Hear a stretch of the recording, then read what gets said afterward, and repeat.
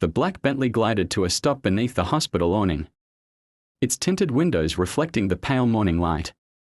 Nathan Cross, CEO of Crosstech Industries, stepped out without waiting for his driver. His sharp navy suit was worth more than the annual salary of the nurses.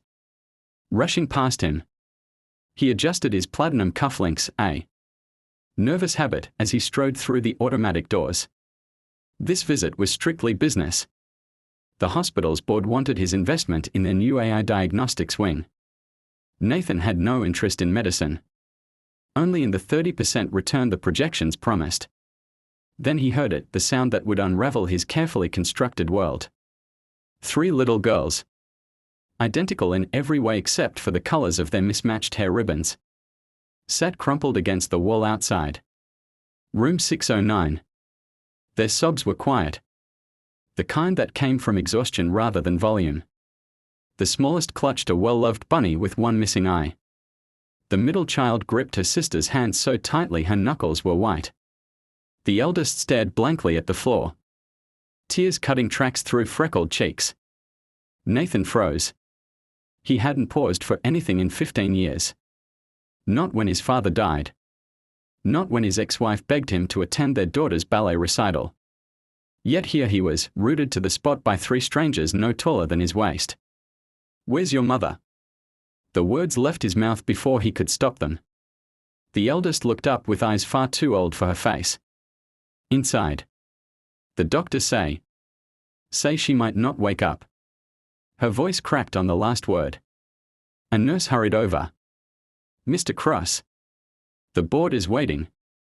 Cancel it." The command came out razor-sharp. Nathan knelt, ignoring how his $10,000 suit stretched at the knees. "What's your mom's name?" "Clara," whispered the middle child. "Clara Bennett." 2 hours later, Nathan sat in the hospital administrator's office, gripping a file that made his stomach churn. Clara Bennett, 32. Single mother. Worked 2 jobs, daycare teacher by day, diner waitress by night. No health insurance.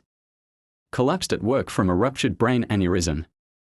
Prognosis, grim without immediate specialized surgery.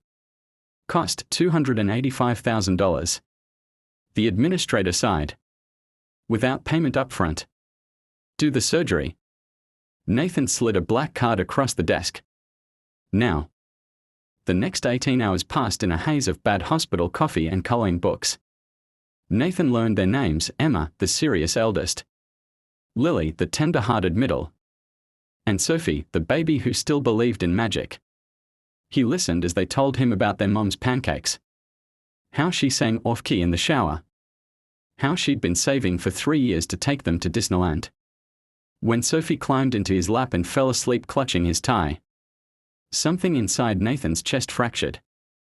The surgeon found him at dawn. She's stable. Nathan exhaled for what felt like the first time in days. Then the doctor hesitated. "Mr. Cross, Clara's asking for you."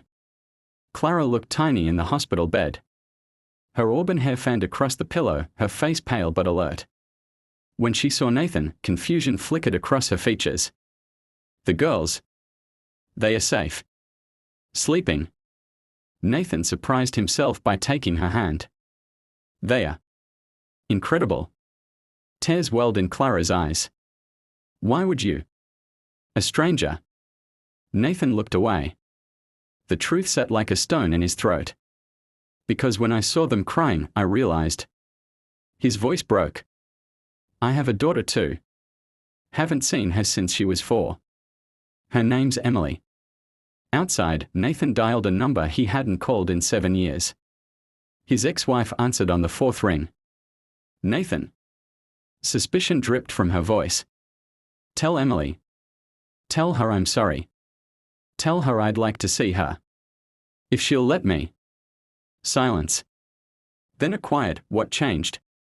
He glanced through the window at the triplets, now curled together like puppies in a chair, their mother's name on their lips even in sleep. "I remembered what matters," he whispered. 6 months later, the tabloids couldn't get enough of the story. Tech titan adopts triplets after saving their mother. Billionaire funds children's hospital wing, names it after Bennett girls. But the real story happened quietly. In a modest house with a backyard swing set, where Nathan sat between Clara and Emily at Sophie's 6th birthday party. As the twins smeared frosting on each other's faces and Emily, now tentatively calling him Dad again, laughed with her new sisters. Nathan Cross learned the most valuable equation of all. Some things couldn't be bought, but they could be earned.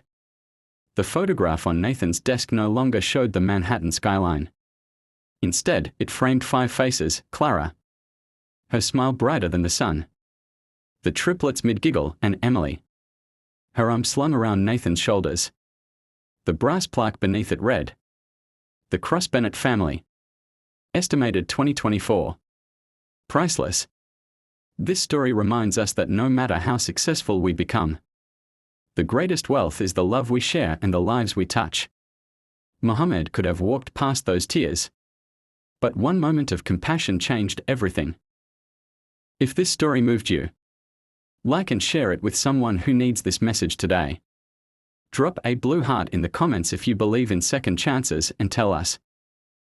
What would you do if you had the power to change a life?